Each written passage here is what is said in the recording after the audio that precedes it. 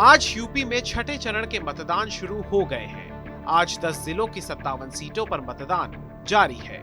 जिन जिलों में वोटिंग हो रही है उसमें बलिया, गोरखपुर, संत कबीर नगर, बस्ती, महाराजगंज, अंबेडकर नगर, बलरामपुर, देवरिया, कुशीनगर और सिद्धार्थ नगर शामिल हैं। उत्तर प्रदेश का विधानसभा चुनाव अब अंतिम मुकाम पर पहुंचने की ओर बढ़ रहा है। छठे चरण में कुल 676 प्रत्याशी अपनी किस्मत आजमा रहे हैं और इनकी किस्मत का फैसला कर रहे हैं लगभग 2.25 करोड़ मतदाता। पिछली बार यानी कि 2017 में इन 57 सीटों में से 46 सीटें बीजेपी और 2 सीटें उसके सहयोगी दलों ने जीती थी, लेकिन इस बार कई चुनौतियां सामने हैं। सबसे पहले नजर डालिए 2017 में किस पार्टी को कितने वोट मिले थे। अंबेडकर नगर, यहाँ विधानसभा की कुल 5 सीटें हैं। 2017 में बीजेपी ने 2 जबकि बीएसपी ने 3 सीटों पर जीत हासिल की थी। बलरामपुर, यहाँ विधानसभा की कुल 4 सीटें हैं। 2017 में बीजेपी ने सभी 4 सीटों पर कमल खिलाया था। सिद्धार्थ नगर, यहाँ विधानसभा की कुल 5 सीटें हैं। 2017 में बीजेपी ने 4 जबकि अपना दल ने 1 सीट पर जीत हासिल की थी। बस्ती, यहाँ पर विधानसभा की कुल 5 सीटें हैं। 2017 में बीजेपी ने सभी 5 सीटों पर जीत हासिल की थी। संत कबीर नगर, यहाँ पर विधानसभा की कुल 3 सीटें हैं। 2017 में बीजेपी ने सभी 3 सीटों पर जीत हासिल की थी।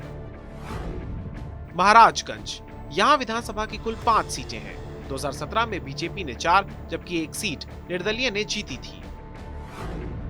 गोरखपुर, यहाँ विधानसभा की कुल 9 सीटें हैं। 2017 में बीजेपी ने 8 जबकि 1 सीट बीएसपी ने जीती थी। कुशीनगर, यहाँ विधानसभा की कुल 7 सीटें हैं। 2017 में बीजेपी ने 5, कांग्रेस ने 1 और सुभाषपा ने 1 सीट हासिल की थी। देवरिया, यहाँ विधानसभा की कुल 7 सीटें हैं। 2017 में बीजेपी ने 6 और समाजवादी पार्टी ने 1 सीट पर जीत हासिल की थी।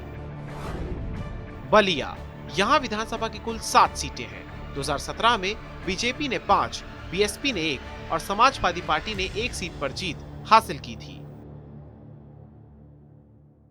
इस बार यूपी में किसकी सरकार बनेगी ये तो 10 मार्च को ही तय हो जाएगा, लेकिन इस चरण में काफी अहम है क्योंकि इस बार यूपी के मुख्यमंत्री योगी आदित्यनाथ के साथ ही उनके आधा दर्जन मंत्रियों और इतने ही पूर्व मंत्रियों की किस्मत का फैसला लिखा जा रहा है। चलिए एक नजर डालिए उन नेताओं पर जिनका इस चरण में जीतना काफी जरूरी है। पहली बार विधानसभा का चुनाव लड़ रहे योगी आदित्यनाथ गोरखपुर सदर सीट से मैदान में हैं। 31 सालों में ये सीट बीजेपी का मजबूत गढ़ रही है। इस सीट पर योगी आदित्यनाथ को नए चेहरे चुनौती दे रहे हैं। सपा ने पूर्व बीजेपी उपाध्यक्ष स्वर्गीय उपेंद्र दत्त शुक्ला की पत्नी सुभावती शुक्ला को मैदान में उतारा है। आजाद समाज पार्टी से चंद्रशेखर आजाद मैदान में है। वहीं बसपा ने ख्वाजा शमसुद्दीन तो कांग्रेस ने चेतना पांडे को मैदान में उतारा है। मुख्यमंत्री योगी आदित्यनाथ के खिलाफ खड़े सभी उम्मीदवार पहली बार चुनाव लड़ रहे हैं।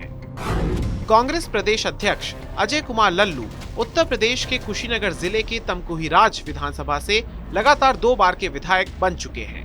भाजपा से उनके खिलाफ असीम कुमार और सपा से उदय नारायण सामने हैं।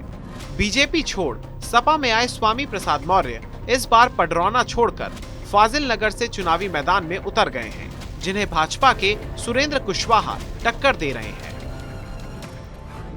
सिद्धार्थ नगर की इटवा विधानसभा सीट से बेसिक शिक्षा मंत्री डॉक्टर सतीश चंद्र द्विवेदी भाजपा प्रत्याशी हैं। सपा ने माता प्रसाद पांडे, बसपा ने हरिशंकर सिंह और कांग्रेस ने अरशद खुर्शीद को चुनावी मैदान में उतारा है।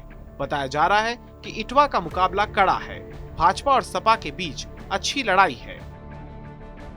सिद्धार्थ नगर की बांसी सीट से भाजपा के स्वास्थ्य मंत्री जय प्रताप सिंह चुनावी मैदान में हैं। देवरिया की पथरदेवा सीट से भाजपा के पूर्व प्रदेश अध्यक्ष और योगी सरकार में मंत्री सूर्य प्रताप शाही चुनाव लड़ रहे हैं, तो वहीं देवरिया सीट से मुख्यमंत्री योगी के सलाहकार शलभ मणि त्रिपाठी चुनावी मैदान में हैं। बलिया की फेफना सीट से योगी सरकार में खेल मंत्री उपेंद्र तिवारी चुनाव लड़ रहे हैं। बलिया नगर से भाजपा के प्रदेश उपाध्यक्ष दयाशंकर सिंह को मैदान में उतारा गया है।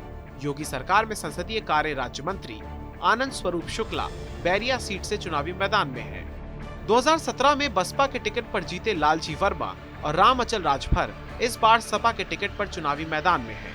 दोनों कभी मायावती के बेहद करीबी नेताओं में गिने जाते थे। छठे चरण के मतदान वाले क्षेत्र में इस बार सामाजिक और राजनीतिक समीकरण बदले हुए हैं। कई सीटों पर मायावती ने बीजेपी और एसपी से आए नेताओं को टिकट देकर चुनावी मुकाबले को त्रिकोणीय बना दिया है।